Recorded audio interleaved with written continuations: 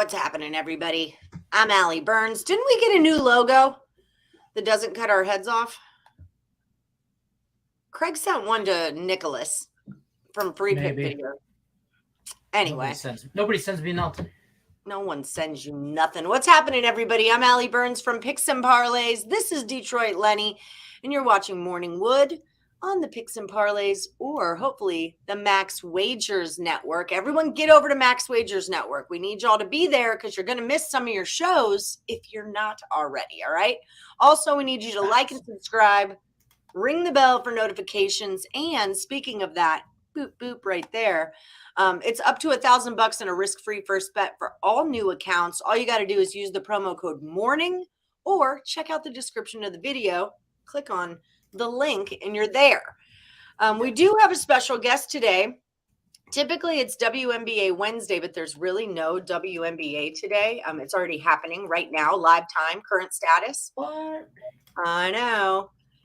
So Scott Reichel is going to roll in here and talk some tennis with us. Here he is right now. What's happening, Scott? Nothing much. How's it going with you guys? It's going. It's going. Having some internet issues, but we got this together. Got it happening. Well, at least it worked itself out. I'm gonna update the spreadsheet. I'm gonna let you guys talk tennis because I don't tennis.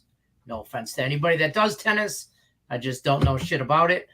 So I don't tennis. But what did tennis ever do to you?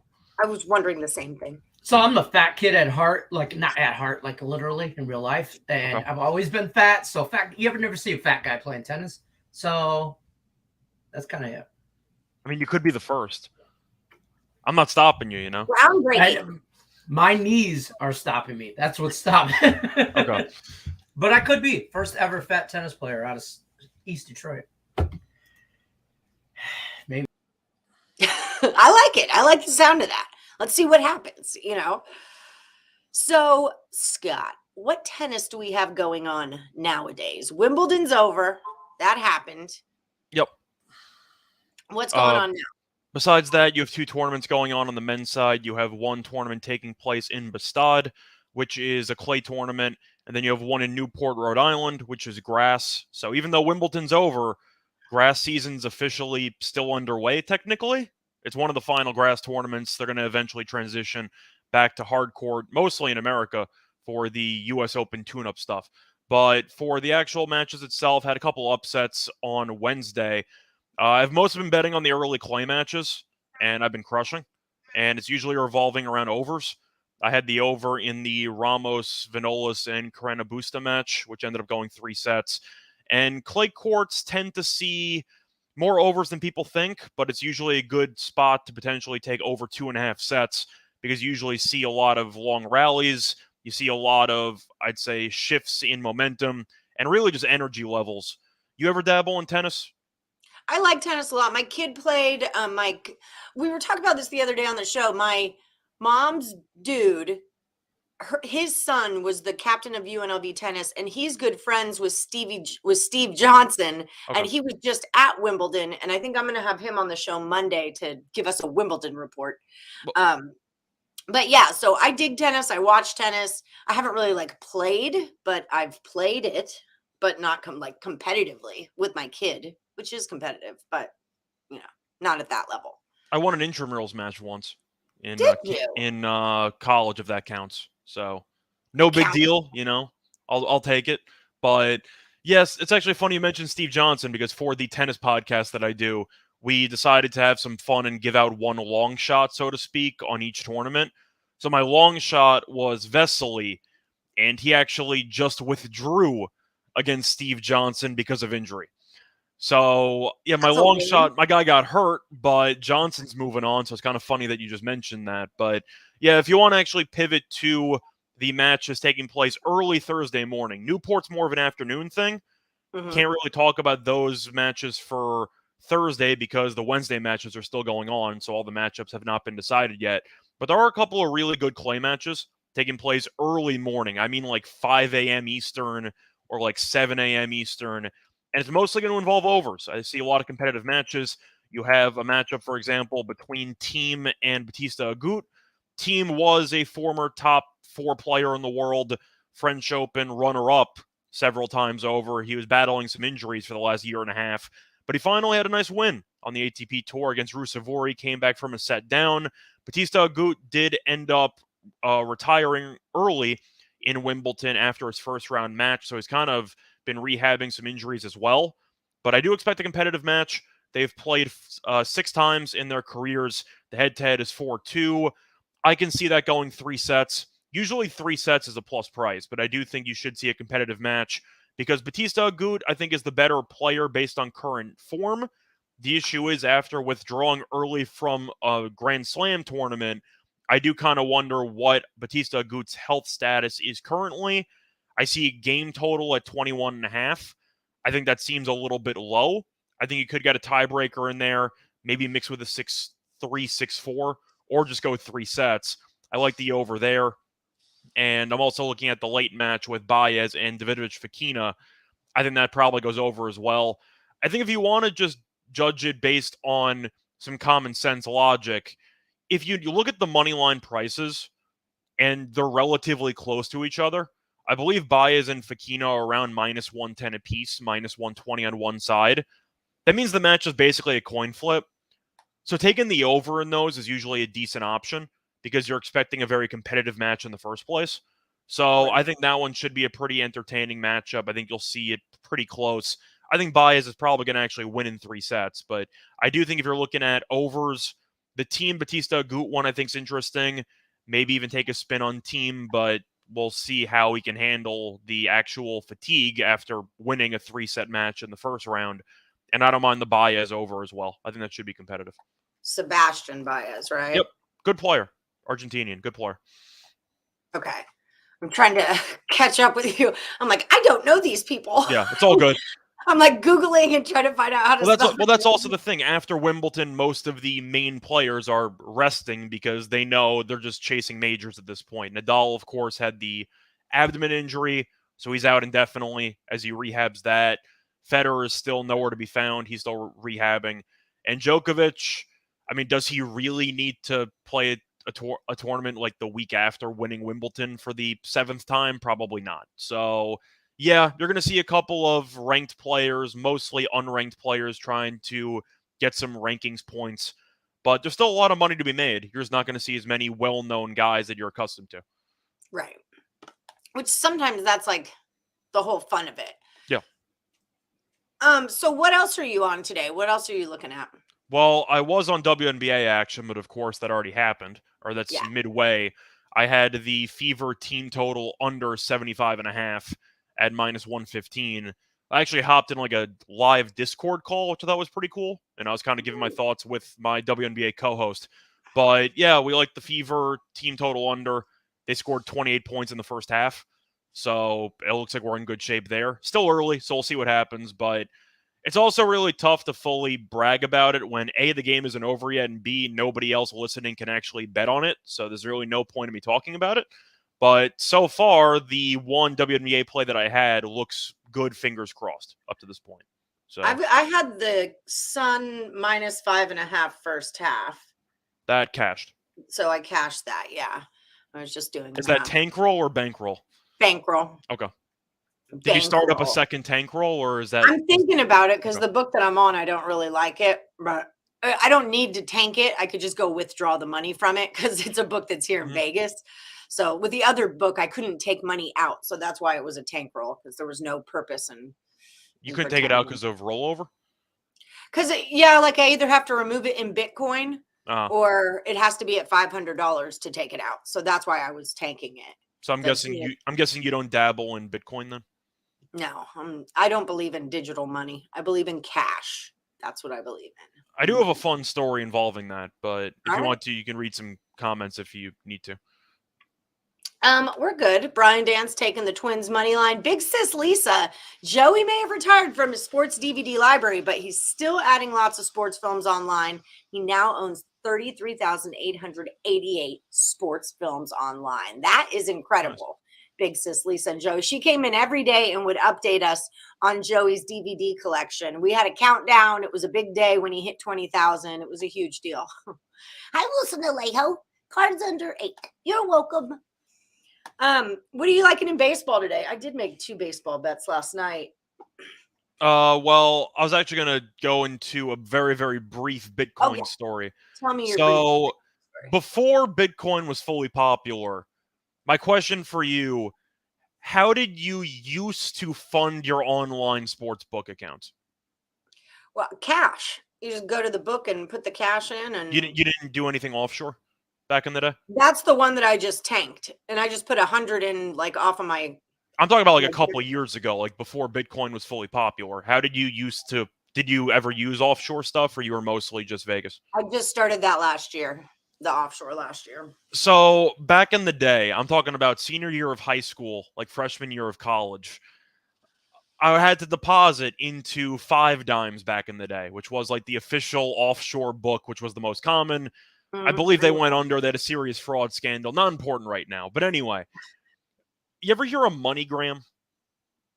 The red phone in like the back of like a CVS or whatever. Yeah. I know what you're talking about. So I used to be that guy that would use the MoneyGram phone and have to like send a couple $100 through like the cashier at Walgreens to some random Latin American country like Ecuador or something. Right. And you'd just hand them money and you have to call up after, use the routing number, and that's how you used to fund your account. So Bitcoin, once that actually became a thing, the only use I ever had for Bitcoin back probably when I was a freshman in college was funding my online sportsbook accounts. I would just use Bitcoin as a middleman and just deposit money. So I'd keep money in Bitcoin for maybe 4 minutes and then immediately just ship it over. And then, yeah, pretty much what happened was that was my whole use for Bitcoin. It became my official source of depositing into offshore accounts. And then, of course, Bitcoin, when I was doing that, was worth like, I don't know, $4,000 a coin. Right. And now it's worth, I mean, it used to be worth like 40-something thousand a coin. Now it's like 20-something thousand. But yeah, Western Union, that was another one. But yeah, that was kind of my main story. J-Rock knows. The MoneyGram for Costa Rica, he knows. Yeah, it was mostly Costa Rica, Ecuador, any of those Latin American countries. You had to walk up and say the actual names, and of course you had like 45 different last names attached to it. Oh yeah, who are you trying to send this to? Oh yeah, Eduardo de la Cruz Rodriguez. Like you had to walk up to the counter and just say this full last name. It was a really shady process, but it was kind of fun. But yeah, Bitcoin, long story short, the reason why I know you said you didn't use it, that's the only reason why I started using Bitcoin, was just to fund online sportsbook accounts and how to withdraw it. That's the only reason why I did it. Silky says offshore accounts suck. Too many fees to load money. FanDuel is way easier. I can't. Oh no, but Jersilky, you're missing the point. This was before legal sports betting was really a thing, even in New Jersey. This was when it was only around in Vegas, and you pretty much had to use offshore or the local guy down the street. But when I was in, especially Wisconsin, which still does not have legal sports betting, and at least I don't think it does, and I don't think it's going to. I don't think it does right now. The point is, when I was in college, the only way I could bet was through offshore stuff. And I think when I was using MoneyGram, if you ended up depositing like over $150, I think the fee was free, or it was like $5. Like they had a reduced fee if you put in some money, like a decent amount. So yeah, that's kind of the brief story. My introduction to Bitcoin was funding offshore sportsbook accounts. That was my entire introduction to Bitcoin. Whatever works for you, whatever works for you, man. It's just like one more thing to me, like it's one more password I need to have and one more account I need to manage. And so I just never I don't need to be involved with Bitcoins and whatever they're doing. Silky says, I feel used to use Bovada. They charge fees and had to use Bitcoin to load money. Yep. Yeah. Lenny still has Bitcoin. Josh does too. I got around that on Bovada though, because I had somebody in my grade back in senior year of high school who was accepting bets from Bovada. You just had to take a screenshot and send it to him. So I was able to use like Bovada lines and everything without having to ever deposit, because he was just taking action on photos of bets you wanted to place. Wow. That was basically it. Business. It was very, very degenerate. Once again, high school. It was good. It was a good time. Yeah. Good stuff. Lost a lot of money, but it was a good time. I bet. Well, I mean, that's how all sports betting careers start out. You lose a bunch of money because You you kind know of how have you to. learn how to make money? By losing it. Yep, That's just, that's my philosophy too. So yeah. it's going to It's a, happen, especially if you're just starting out in sports betting. Don't panic. You might want to tread lightly a little bit, but every single mistake you could possibly make, some basic ones like don't chase, don't like, there's a lot of basic stuff. I violated like every principle back when I was in high school, of course, but then when you lose, you're going to have to learn and adapt. And as a result, now I'm winning better. So it wasn't an overnight process, but eventually you find your footing.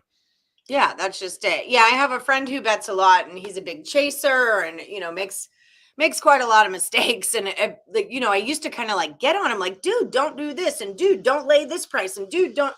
And finally, it was just like, you know what, you do you, because I'm not going to teach you how to do this. Once you lose enough money, you'll figure it out. You'll want to stop losing money, and you'll figure it out. So, and that's what happened. So, yeah. I know I just segued. Sorry, I know you were going to ask me about baseball. Oh yeah, I just wanted to check in with your baseball for the day. If you're on, I know James likes the Brewers today. Do you have any feelings about them? Well, the Brewers have been solid. If you want to look through the actual numbers here, that game actually just started. They're in the top of the first. But I just saw that. it's still 0-0 though. So if you actually wanted to live bet it, they just got out. So you could probably get a decent number on the Brewers if you want them. I'm not a big fan of Ryan as a pitcher, so I don't necessarily mind that play. But since it already started, I can't exactly say that I'm all in on any action pregame. But I do have a play today. I kind of like two plays from the same game. I'm looking at the Orioles on the money line against the Cubs. I just bet on that actually. I understand I'm that not it looks. going to stop betting on the Orioles until they stop winning. That's Every my single logic. day, I wake up and bet on the Orioles. That's what I do. Especially if you're going to give me plus money. I mean, it's Hell one yeah. thing if the Orioles have won 9 in a row, and you're like, okay, maybe they're playing the Astros or they're playing like a team that's really good. The Cubs suck. Like the Cubs have lost 5 straight. They're terrible at home. They're basically bad at everything. And yet the Orioles were getting, I think it was plus 108 when I made my video. I just got it at 115. I was going to say, I know money came in on the Cubs, but once again, if you want to lay money with a bad baseball team, and the Cubs are a bad baseball team, and you want to fade a team that's won 9 straight, good luck to you. But based on value, I kind of had to take the Orioles. I do like the first 5 under in that game as well, with Steele and Watkins on the mound. They've both been good lately. But I saw that the first 5 under is about 4.5. The wind's blowing in at Wrigley at about 11 miles per hour. 4.5 with the wind blowing in at like 11. I just think that total seems way too high. I think you're going to see a very minimal amount of home runs. Both pitchers, once again, based in recent form, have been good. I like the Orioles on the money line based on the value of a team that's won 9 straight, and a very low-scoring, classic Wrigley wind blowing in type game, like a 3-2 final, something like that. But first 5, 4.5. That seems way too high. I just bet on it. Yeah. The juice is on the under. It's a minus 125. Yeah, I know it. You should bet it sooner rather than later because that was, I believe, minus 110 overnight. And now it's going to be probably closing at 4. I'd be shocked if it was still 4.5 by first pitch. Yeah. Okay, so that Orioles plus the 115 and under 4.5 first 5 is his play. What else you got? Give us more. We want more. Well, I am a Yankees fan, so it's been a pretty painful last couple of days. Minor's been awful. Severino's been good. But the Yankees bullpen's been a disaster. So I guess the question is, do you really want to... I'm not laying 345 with the Yankees, and I'm definitely not going to be taking a run line of like minus 150 with a home team. I don't mind the team total over for the Yankees. Just a straight fade of Minor. Do I really need to justify it? I mean, you can just look at any stat you want. He's not very good. And he's been pretty bad everywhere, especially on the road. He has basically an 8-80 array on the road. You can go through the home run numbers, 38 innings pitched, 12 home runs allowed, which is really a problem. So I do agree with your Silky. I'm not going to take the run line. I'm not going to lay that juice or anything. But maybe a first 5 team total over, a team total over. The wind's blowing out to left field. You know, the Yankees are going to stack the lineup with righty bats.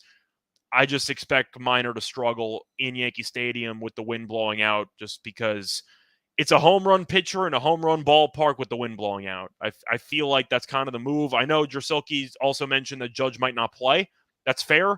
He did pinch hit in the 9th inning yesterday, so I do know that he's technically available. The question is if they want to use him. I just expect the Yankees offense to wake up and to perform well, and that's kind of my logic. Plus the Reds' worst bullpen ERA in the league. So I see some opportunities. So there's that. I took the Cardinals over the Dodgers. Okay. You're fading Gonsolin. Is what I did. I am. And I heard some stat yesterday at my kids' baseball game that like the Cards have like swept the Dodgers. What's their record against the Dodgers and the Cards? That the Cards are really good at home against the Dodgers. And Gonsolin, like, I don't know what it is about him. I'm always on him at the wrong time. He's not my guy. And I dig Wainwright a lot. So I'm just going to take a little plus money, see if maybe I can get an early lead and jump on the other side of it if possible. I think my question for you say that you seem to be on Gonsolin at the wrong time. Mm-hmm. What exactly is the wrong time? Because the Dodgers have won each of his last 8 starts, and they've won each of the last 7 by the run line. So I want to say maybe. So what do you consider a good or a bad spot? I was going to say because he's been good. Yeah, it could have been like a total. I know that I bet him at least. I want to say at least 2-3 times this season already. Okay. But I want to hold on. I'm looking him up so I can find out. I'm saying the last 7 they've covered the run line. In my head, and I'll be like, oh yeah, I remember this. I know Lenny's backstage. I'm sure he's made a lot of money on Gonsolin this season. I like Gonsolin and I want to like him more. But I want to say it's like a first 5 thing or something. I don't do well with, like, I have those certain pitchers that I don't do. Zach Eflin is another one. Well, the Phillies in general are just one, but I just can't ever seem to cash when I've got, when I've got something going on them. Where are you? Right there. For me, I'm not going to overthink it. I like the under in that game. You have Gonsolin who's been great on the road, has been great in general. Cardinals also really not hitting well for the last couple of weeks, so I do think he should pitch relatively well. And if you want to look at Wainwright's numbers, it's a classic Wainwright story from the last 2-3 years. His numbers overall are pretty good. He's awful on the road, and he's amazing at home. Mm-hmm. It's been the story for years. At Busch Stadium, he's really good, and I think you're going to see a pretty low-scoring game as a result. So I like the under. I think you're going to see a 4-2 type game, but I think this total's a bit too high. I just took it.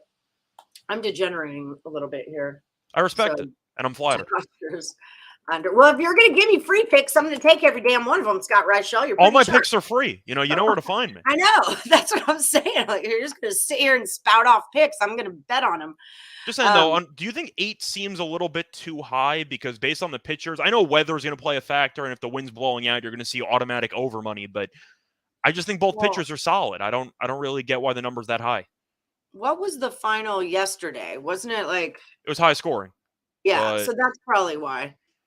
Because the betting public is going to think, another big. Wow, Mets are up 4-0 on the Braves. I think Mariners it was 8. Are up 5-0 on Washington. I think the Dodgers total was 8.5 last night.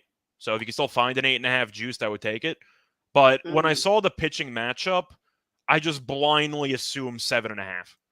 Yeah. With Gonsolin and Wainwright, I just figure 7.5 is probably the right number. Anything above it, I'll take the under. So. That's a good one, the Nerfy. I wanted to ask the chat about this and have like a chat talk about how do you find.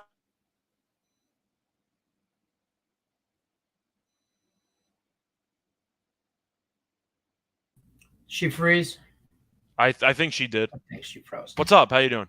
What's up? How you doing? I think good. She froze. Chilling. I thought it was me for a second. No. Me too. I'm like, wait, is it me? And then I'm looking, and I couldn't tell if you were moving, so I figured I'd pop in. I saw you nodding off stage, by the way. You're a big Gonsolin guy. We've had this talk. Absolutely. Yeah. I've made my every time, maybe 2 times. I haven't bet him all year. You back? I don't know. I think so. Yep, you're back. There you What's go. up? Okay. Right, I told you, the internet's having a situation. I thought it was mine, but go ahead. Okay. Dodgers pitchers suck, kept getting blasted with 2 outs. 11-0, 1 point. Maybe I'm thinking, no, it is Gonsolin. There's something about Gonsolin that screws me up. I'm just saying, if you ended up losing on Gonsolin, that had to have been like 2 months ago. Because he's been absolutely crushing. How are his Nerfies? Because that's definitely something I could have been losing on. But I confuse pitchers sometimes too. Oh, sugar nuts. His Nerfies, I'm assuming, are very solid because Hell, he gives up less than 3 earned runs every start he has. So I'm assuming he's pretty good in the first inning. I think the one issue with some potential nerfy stuff for St. Louis is the fact that the Cardinals have actually been a very solid team when it comes to the Yerfie. So if you want to just go based on overall form in the first inning, the Cardinals have been a pretty good offense in the first inning. But with this pitching matchup, I kind of have to like the nerfy. I just think you're going to see a low-scoring game. I don't mind the under in the first 5, under full game. You might have to sweat out a Kimbrel appearance, which is never fun. But I do think that this number does seem a little bit too high. By the way, Lenny, I think you might have to pop back in because I think she froze again. I'm not paying attention. I've made all kinds of money on Tony Gonsolin. So and nerfies with them, but I am afraid of Wainwright, and not Wainwright. I'm afraid of the Dodgers getting one. Just easy jack. I'm a nerfy guy. I like nerfies. I do really well with them. So that's like the primary income for me during MLB is nerfies at some point, you know. So. I think for my YouTube plays of the day, I've given out 7 nerfies, and I'm 7-0. So I haven't jinxed anything, you know. I picked my spots, but right. It's usually involving Diamondback games. We do this little contest on the Morning Wood, the Handicap 10 30-day contest. 2 picks a day, minus 150 juice or better. Stuff like that, and you enter, and you got to stay above 500. You can't, like 7-7 after week 1, and you're out. You get cut every week, whatever type thing. And I'm it's 24 picks so far, and I'm like 16-8 in nerfies for this month. And I'm just trying to win it on nerfies. Just 2 nerfies a day. It's a grind. It's crazy. But are you back again? I hope so. We'll see what happens. Well, I was going to say, Lenny, before you hop back out, since I gave out my baseball thoughts, do you have any baseball plays that you like? I'm all over the Tigers today. I love Rick Skubal. I love Skubal. I like them all year. I think they're gonna split with the Royals. 4-game series. This is the last game of the series. I don't hate the under in the game. I think it ends up like a 4-3 type game. It's at 8.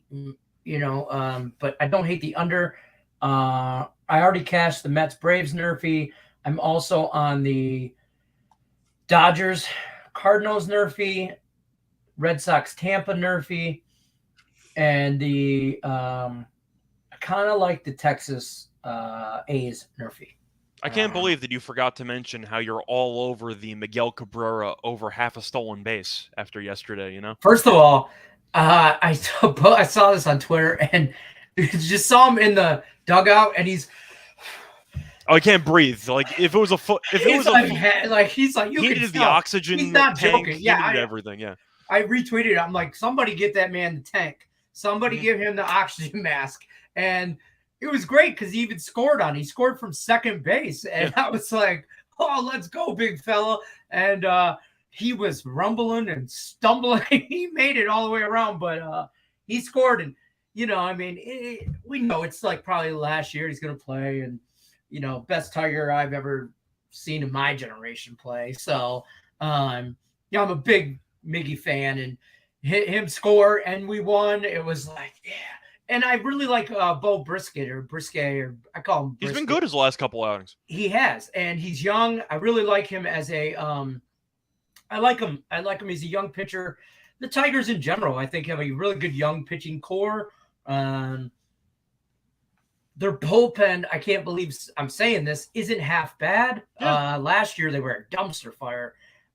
This year, Greg Soto, he's back in the All-Star game for the second year in a row. So I like that. I like what they're doing there. So that's where I'm at. Shut up, Tim Earl. It's the thing about the Tigers, though, is that you look at the overall record and go, wow, this team sucks. But if you take out the first 20-something games, they're basically a 500 team. Yeah. And I have them on the team total over, or the win total over for the year, which is 74, I think, or 72. It's going to be a sweat. It's going to be a sweat, but second half of the year, I just need them to go on a little run, which is possible. And that division It's horrible. The White Bad. Sox, I don't know why La Russa's still a manager after today. The Jays fired their manager. What's his name? Montoya? Yes, they fired him. And I don't know why White Sox manager still has a job. The White Sox, I thought beginning going into the year was pretty elite team. I thought they were a pretty very, very good team. And but they've been struggling. So I look for them in the second half of the season. But the Royals and the Twins, I don't believe in them. I think they had a really good first half of the year. And the Tigers are going to surprise people, I'm hoping, in the second half. And I don't know. I'm all over NHL free agency right now. Yeah, same here. I don't want to so yeah. I'm excited. The Wings signed what's his name from the Rangers? Cope. Oh, you signed Copp. Okay. Yes. Yeah. Played for Michigan, played with Dylan Larkin. I like that signing. I like to bring in home the hometown guy. He played in Ann Arbor, Michigan. He's from Ann Arbor, Michigan, played for U of M. So I really like that signing. By the way, my question for you, what do you think was, I'd say, more surprising? Montoya being fired first or Trout getting injured again?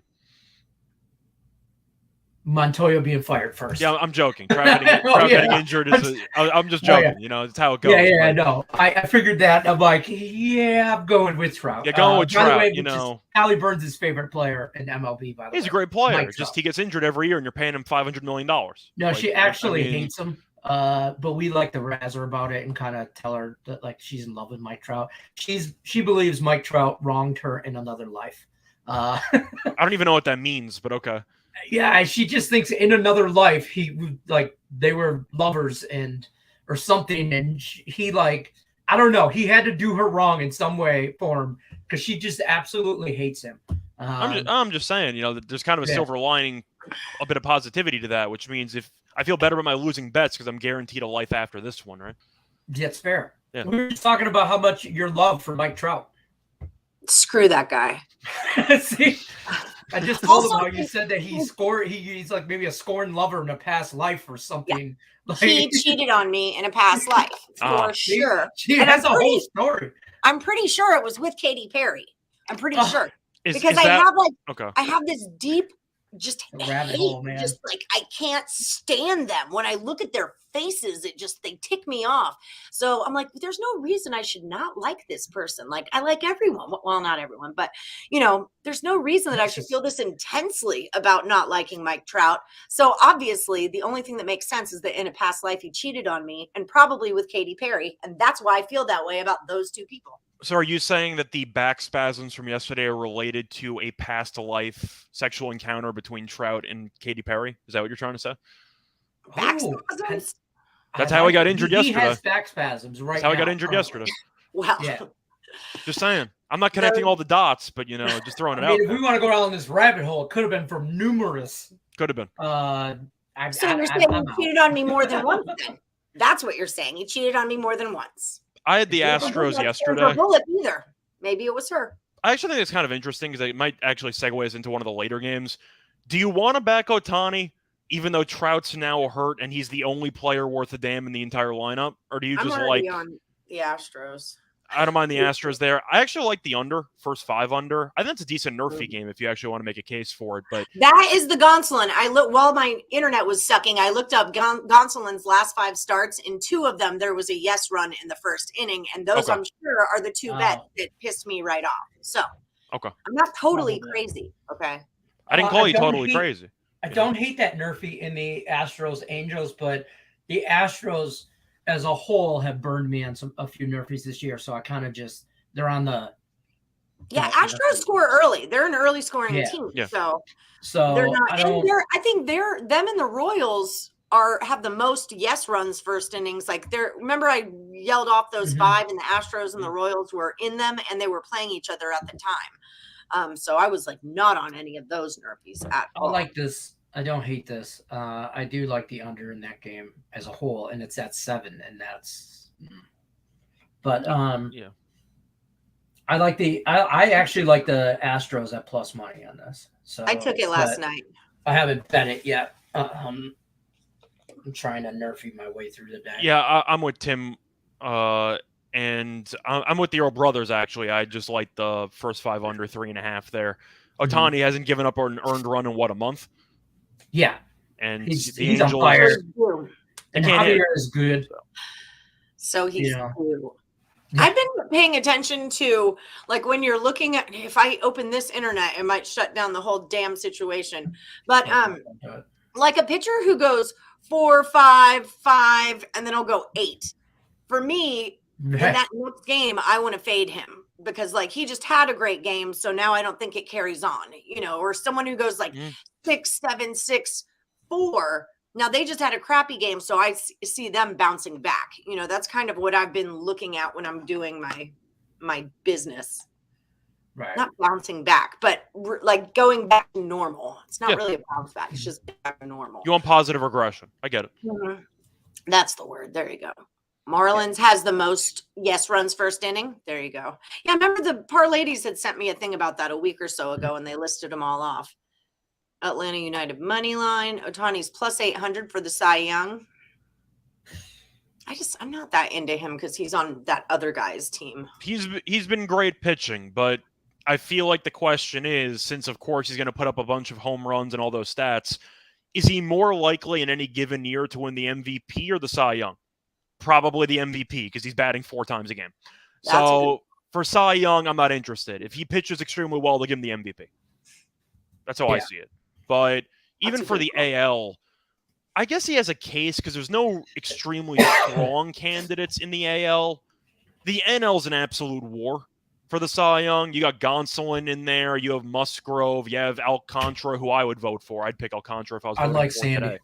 But I actually have to roast the Earl brothers for a second. I know you got a decent number on it. You took Edwin Diaz to win Cy Young at 150 to 1. Are you out of your damn mind? Send me your money. You out of your mind? That's like Sabres for the Cup. If it was in the AL, I'd be okay with it. But in the NL, he's not going to beat Alcantara, Musgrove. It's a shot that's going to lose. That's a shot. I mean, I guess. I get that you're a fan. That's why McClanahan should win the AL right now. We'll see what happens with McClanahan moving forward. But I had to call you out on that because I saw you tell me he's the best closer in the league. He's great value play at 150 to 1. The first part we can debate. I mean, it's 150 to 1, but like, have fun with that one. I don't think that's going to happen. Yeah, well, I put $1 on Sabres for the Cup and still got a better Earl, return. you're saying it's $10 in the best reliever. That's right, but you could have just taken that money and bought 10 scratch-offs, and your odds would have been better of winning. That's what I'm trying to say. But, you know, I'm rooting for you. It's not going to happen, but I'm rooting for you. So would you make a case for Sandy to win over Gonsolin? Sandy would be my pick. Yeah. Sandy would be my pick. And the thing is, it's really difficult when you have great numbers with regard to pitchers and you have to try to compare and contrast and they're all very close. I can't look past the innings. Alcantara's so far ahead of everybody else in innings and his numbers are still nuts. So if Gonsolin's going to have an ERA of around 2, but he'll give you like somewhere 6 innings per start, and Alcantara's just handing you 8 innings a start, couple of complete games in there, and his ERA is around 2 or sub 2, it's the length that does it for me. And I think that's what separates Alcantara from everyone else. So for me, in the NL, I'm going to go with Alcantara. All right. That's fair. I like that, actually. If I bet on Gonsolin, it would just lose anyway. So he's got a shot. I mean, of course, if Alcantara gets injured, you can talk about who's in second place right now. Do you think Gonsolin's ahead of Musgrove, or do you think Musgrove's ahead of Gonsolin? I think Gonsolin is ahead of Musgrove. I think it's between Gonsolin and Alcantara.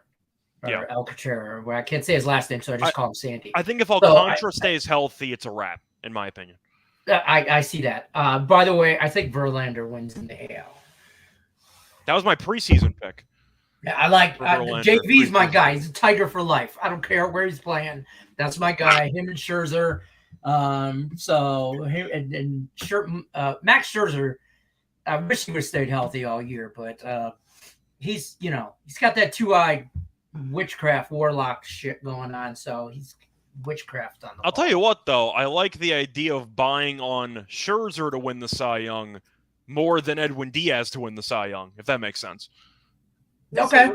If Scherzer ends up putting together a couple of really good months, like he has, for example, the last 2 starts he came back, he gave up no runs against the Reds. He was dominant against the Braves his last time out. You can make an argument that if Scherzer stays healthy for the rest of the year and he has, let's just say, a sub 1.6 ERA the rest of the way, I think he's got a shot at stealing it. I'm not going to pick him to win, but I think he's got a case. I think that's funny, Jay. That's funny. Depends.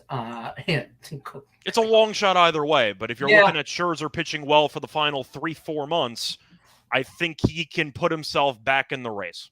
How dangerous the Mets have been my team all year. I've been riding the Mets. The Nick and Tim make fun of me because they are Mets fans, and they're like, "You're more of a Mets fan this year than we are."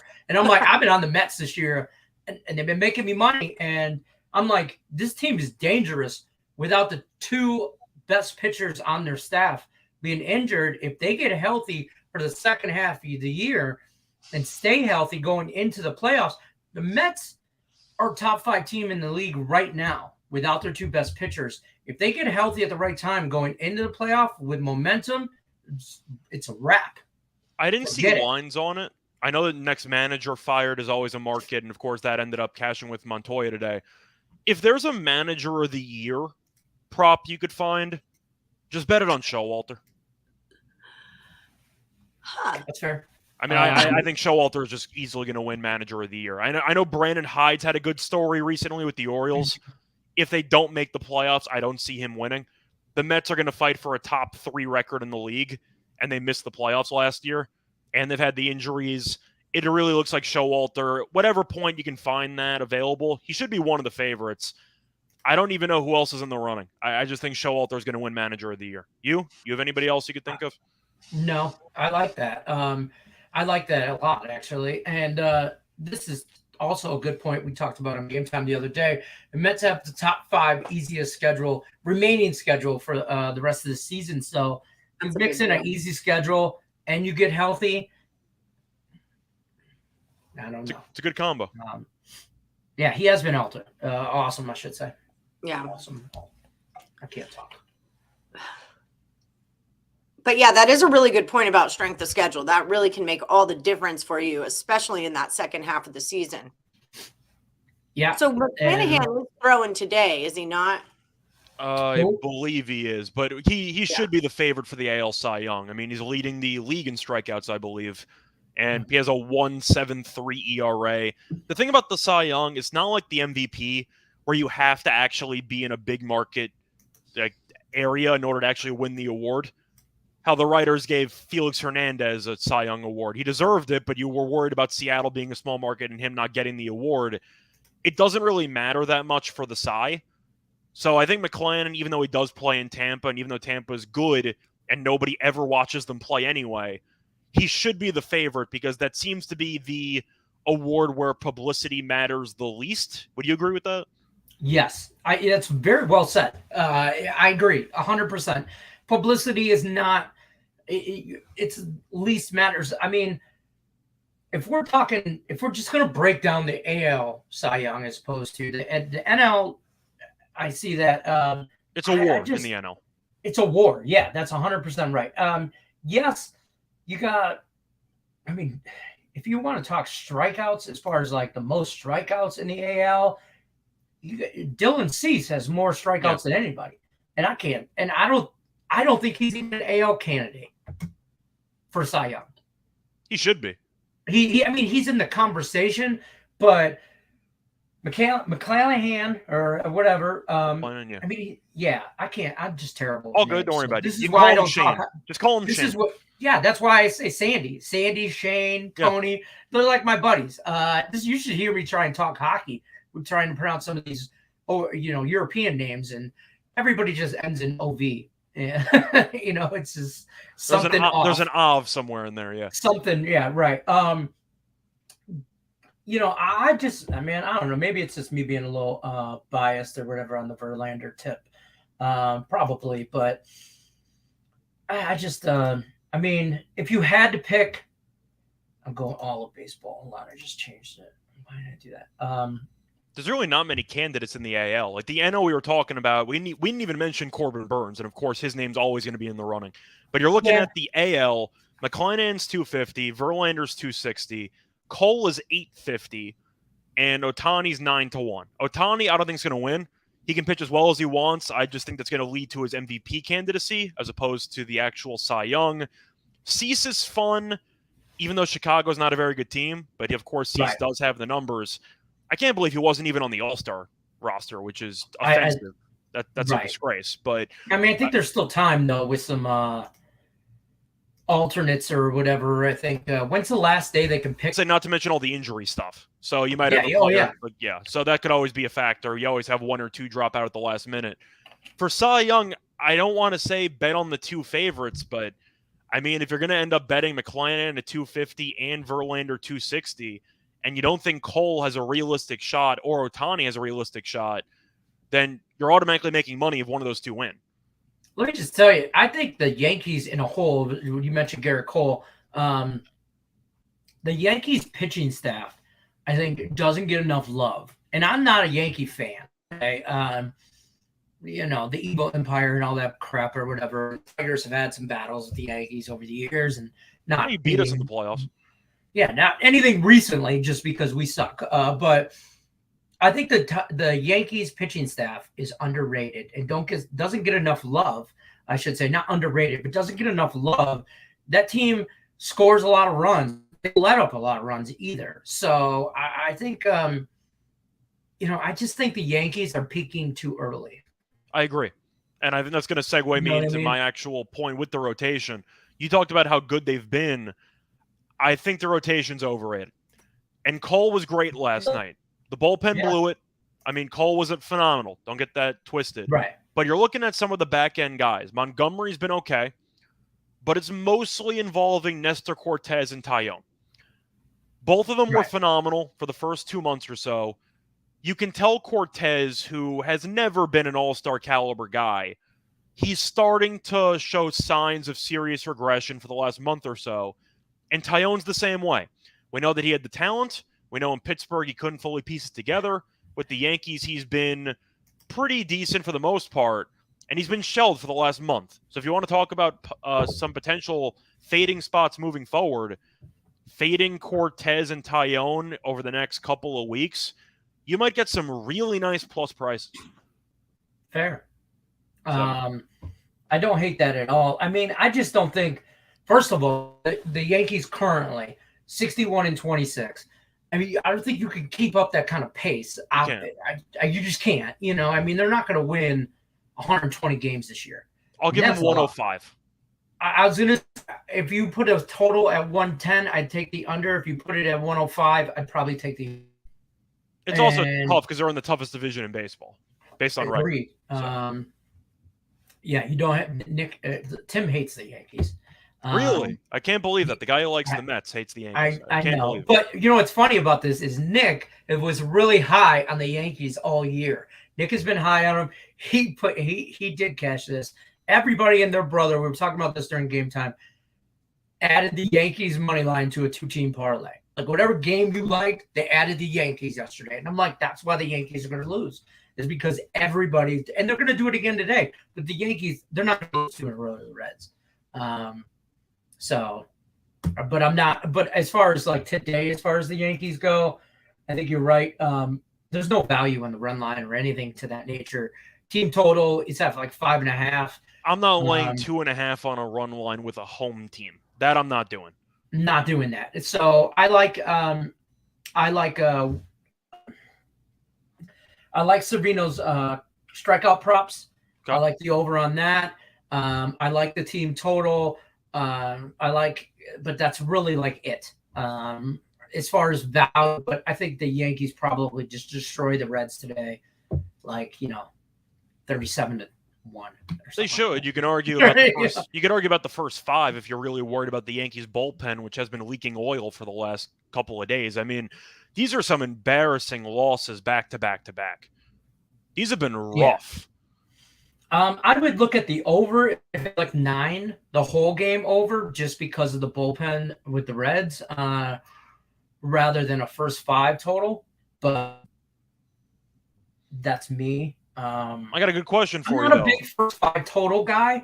I'm more of a full game total guy. But if I'm betting the game, I like a first 5 or a Murphy. I just like to take the bullpens out of it. I get it. I am going to warn all of you, though, if you are going to take Yankees money line or even the run line. Holmes pitched yesterday, not well, but he threw a bunch of pitches. He's not available. Peralta came in yesterday. He's not available.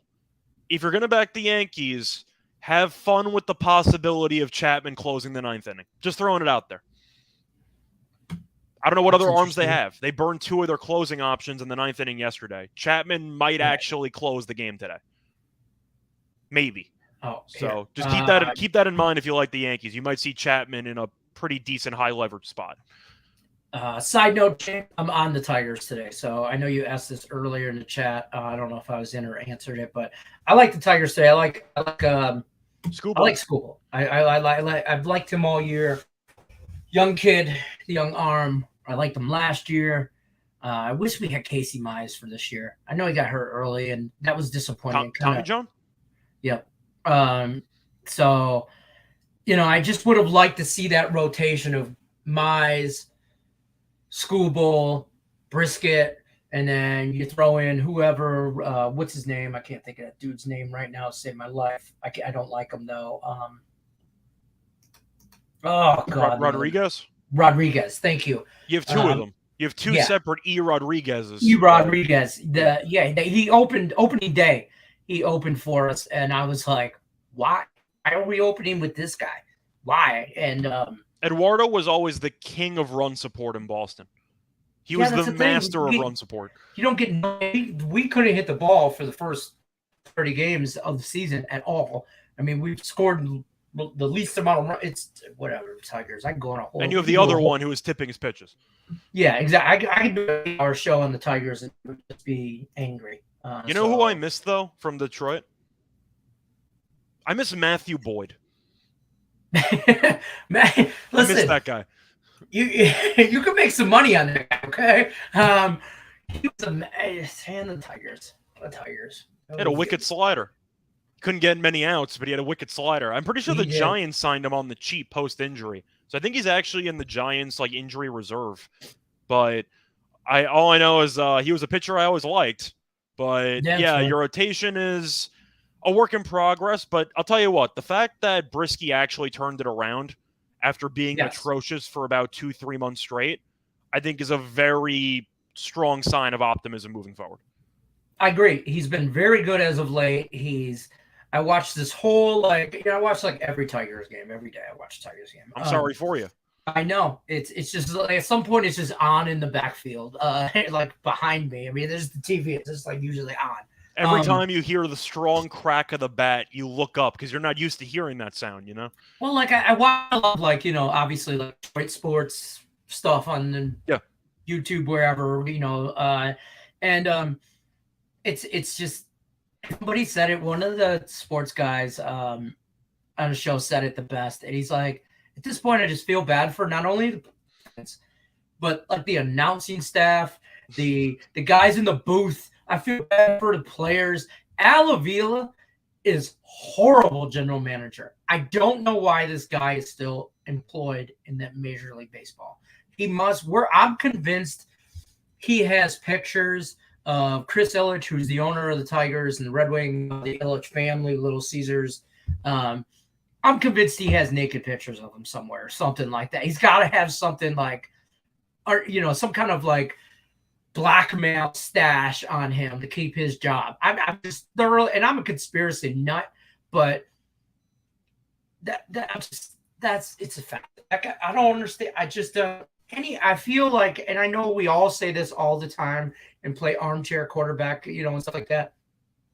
I feel like anybody at this point could do better than Al. So that's my rant on the Tigers. I respect it, but I feel like if I ended up broadcasting a couple of football games in college, but if I was ever in the booth for an actual game and I knew which team I was broadcasting, if we were 20 games under, 30 games under, I'm asking for a raise. Because you're forcing me to sit there for 3 hours and watch this monstrosity. And then call it and be somewhat enthusiastic. Enthusiastic about it. And first of all, to listen to Kirk Gibson talk about baseball is you have more time watching paint dry. I mean, Hall of Fame baseball player, all that. Horrible announcer or in the booth guy. Just horrible. And, so whatever. I think it's a good thing that I ended up not pursuing an actual career of play-by-play or color commentary, because I would be too honest. Like, I was in the booth for some Wisconsin Badger football games, and I was in the booth the game they lost to BYU, and BYU was unranked. They were like number 4 in the country. They ended up losing the game. And I remember roasting Wisconsin's coach the entire game because he refused to go forward on 4th and inches with Jonathan Taylor as the running back, like 3 or 4 separate times in the game. And I just went on a full-on rant, like, I don't know what he's doing. And then somebody after the game was like, you can't say that. Like, they let us be on the air. You can't do that. I'm like, it's not my fault he sucks at his job. Like, I'm going to keep it real. Like, I'm sorry. I'm going to tell you what I see. So that's the one moment I had. That's my opinion on it. Like, you pay me to speak. Like, so if somebody's listening to me, you're paying me to speak about what I'm seeing. This is what I see. And it's terrible. So Paul Chris is the coach. He's still there. He signed a massive extension. You got Jonathan Taylor in the backfield. You're Wisconsin against BYU. Run the damn ball up the middle. Why are you throwing the ball at all? They kept punting. They punted 3 separate times on 4th and 1. I'm like, yeah, Chris has been awful today. And after the game, they're like, you can't say that. You can't roast the coaches. I'm like, but he's bad. What do you want me to say? Don't have me in the booth if you want me to. I'm going to be honest. I'm sorry. That's fair. That's about our time, though. We only got a couple minutes left. We're going to roll on out of here. I appreciate you stopping by, man. Sorry about Allie's internet. Our internet in Vegas has been sketchy lately. I don't know what's going on. I blame the heat. It's last night. Me and the wife were watching the news. It's like just the weather report, right? It was like 11:05 at night or whatever, and it was 99 degrees. And I'm like, it's 11 o'clock at night. I'm like, and the air is running, and I'm like, it should not be like that, but it's just hot. It's gonna be 112 today again. So, wish people. It's the best weight loss ever. I'm probably gonna sweat off everything, but I appreciate you stopping by, man. We'll see you next week, I'm sure. Thanks for everything, and thanks for having me. Yeah, no problem. Take care, man. I'm gonna pay some bills real quick. Let me see here. I don't know where all her banners are. Don't forget to check out BetMGM. They sponsor everything on the shows. You can get up to $1,000 risk-free on your first bet.